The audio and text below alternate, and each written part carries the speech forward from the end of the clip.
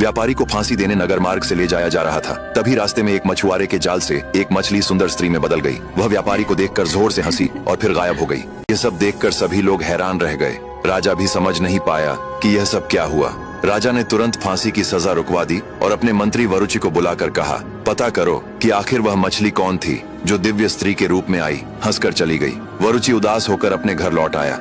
उसकी पत्नी ने पूछा, स्वामी आप इतने उदास क्यों हैं? वरुचि ने उसे सारी बात बता दी कि कैसे एक मछली स्त्री के रूप में आई, व्यापारी पर हंसी और फिर अदृश्य हो गई, और राजा ने मुझे यह पता लगाने का आदेश दिया है कि वह कौन थी। पत्नी बोली, आप चिंता मत कीजिए, मैं बताती हूँ। इतना कहकर उसने अपने हाथ में पहनी हुई एक अंगूठी निकाली और बोली, यह अंगूठी मेरे पिता ने मुझे दी थी। मेरी माँ अत्यंत सुंदर थी और उनका जन्म एक मछुआरे के घर हुआ था, इसलिए वे समुद्र में मछलियाँ पकड़ने जाया करती थीं। एक दिन समुद्र देव के पुत्र की दृष्टि उन पर पड़ी। वे उन पर मोहित हो गए और एक नौजवान युवक का रूप धारण कर मेरी माँ के घर काम करने लगे। धीरे धीरे दोनों में प्रेम हो गया और उसी प्रेम से मेरा जन्म हुआ। एक दिन जब वे वापस समुद्र में जाने लगे तो उन्होंने मुझे यह अंगूठी दी और कहा, जब भी तुम्हें मेरी याद आए इस अंगूठी को हाथ में लेकर मुझे पुकारना। इतना कहकर उसने अंगूठी को हाथ में लिया और अपने पिता का स्मरण किया। उसी क्षण उसके पिता प्रकट हो गए। वरुचि की पत्नी ने कहा, पिताजी मैं यह जानना चाहती हूँ कि हाल ही में एक ऐसी घटना घटी है जिसमें एक मछली मृत्यु दंड पाए व्यक्ति पर हंसी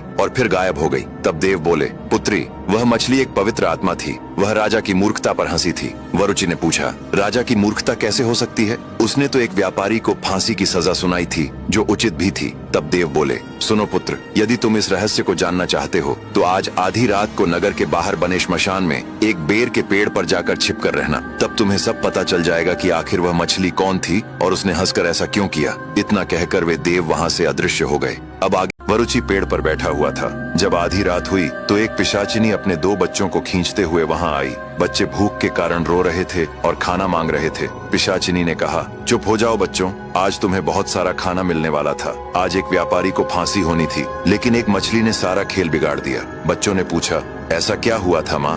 पिशाचिनी ने कहा, राजा ने सिर्फ इस कारण व्यापारी को फांसी की सजा सुना दी क्योंकि वह रानी को देख रहा था, जबकि रानी स्वयं बहुत अधर्मी है। उसके आसपास जितनी भी दासियां हैं वे सभी स्त्रियां नहीं बल्कि स्त्री के वेश में पुरुष हैं और सबका रानी से अवैध संबंध है।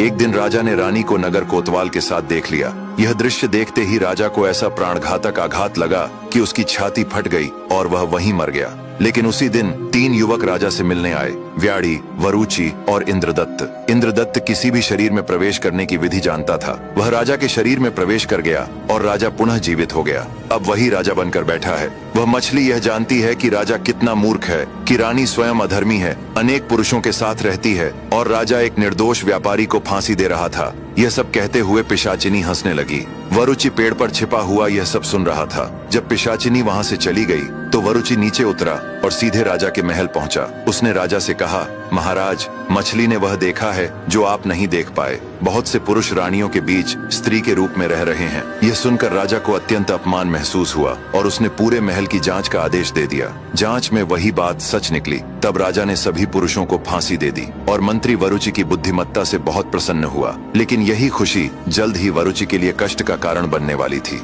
एक दिन राजा के दरबार में एक प्रसिद्ध चित्रकार आया और उसने रानी का एक अत्यंत सुंदर चित्र बनाया। चित्र देखकर राजा बहुत प्रसन्न हुआ और उसे महल में लगवा दिया। जब मंत्री वरुचि की नजर उस चित्र पर पड़ी तो उसे उसमें कुछ कमी दिखाई दी। उसने रंग ब्रश उठाया और रानी की कमर पर, जहाँ करधनी होती है, नाभि के पास एक तिल बना दिया, ठीक वैसा ही जैसा रानी के शरीर पर था। शाम को जब राजा शिकार से लौटा तो उसने चित्र में किया गया बदलाव देखा। रानी की कमर के पास बना तिल देखकर वह चौंक गया।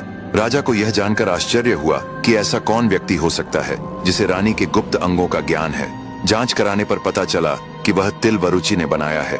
यह जानकर राजा क्रोध से तिलमिला उठा और उसे वरुचि पर संदेह हो गया। राजा ने सोचा, जो व्यक्ति उस गुप्त चिन्ह को देख सकता है वही रानी के अत्यंत निकट रहा होगा। अवश्य ही वरुचि ने मेरी रानी को भ्रष्ट किया है।